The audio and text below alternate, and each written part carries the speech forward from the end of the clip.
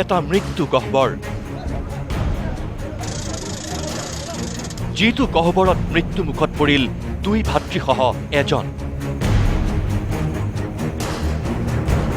কুঁৱাত পৰা মুৰ্গী উদ্ধাৰ কৰিবলৈ গৈ কৰুণ মৃত্যু তিনিজনৰ। এই দুৰ্ভাগ্যজনক ঘটনাৰ স্থান কাছাৰৰ লক্ষীপুৰৰ ট্ৰেক্টৰ টিল্লা। সময় দেওবাৰৰ সন্ধিয়া।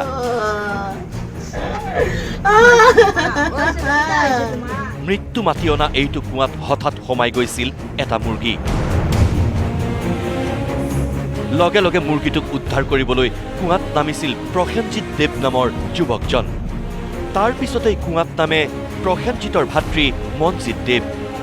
কিন্তু দুয়োজন ভাতৃ অজ্ঞান হৈ পৰাত কুঁৱাত নামে তৃতীয়জন ব্যক্তি।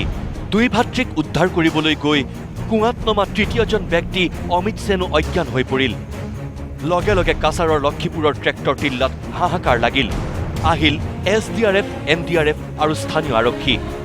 কিন্তু দুৰ্ভাগ্যজনকভাৱে মৃত্যু হয় তিনিওজনৰ। প্ৰথম এজন ব্যক্তি তেখেতে সেই যিটো কুঁৱা আছিলে, যিটো নাদ আছিলে, নাদত পৰি গৈছিলে আৰু সেইজন ব্যক্তিক উদ্ধাৰ কৰিবৰ কাৰণে দুইজন ব্যক্তিয়ে তেওঁ নামি গৈছিলে আৰু নামি যোৱাৰ ফলত দুয়োজন ব্যক্তিৰ তলত আবদ্ধ হৈ পৰে।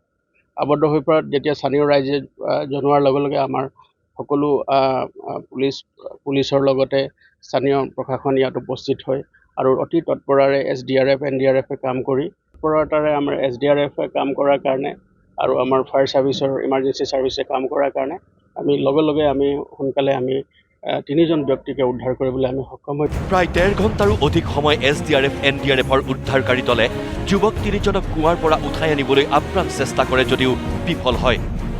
এই কৰুণ ঘটনা সংঘটিত হোৱাৰ পাছতেই শোকাকুল পৰিৱেশে বিৰাজ কৰে লক্ষীপুৰত। কুঁৱাত পৰা এটা মুৰ্গী উদ্ধাৰ কৰিবলৈ গৈ তিনিজনকৈ যুৱকে অকাল মৃত্যুক সাৱটি লোৱা এই কৰুণ ঘটনাই সকলোৰে চকু সেমেকাই তুলিছে। আমিও নিজে একটু সাহস করিয়া লামছি নিচে, তারে গিয়ে শুইতে পারছি এখানে।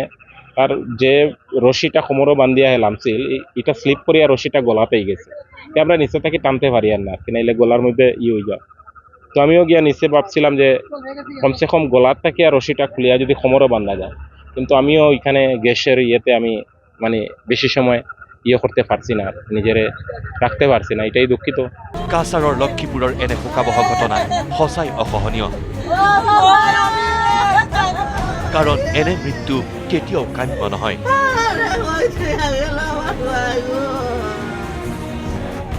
শিলচৰৰ পৰা জাকিৰ হুছেইন লস্কৰ, নিউজ লাইভ।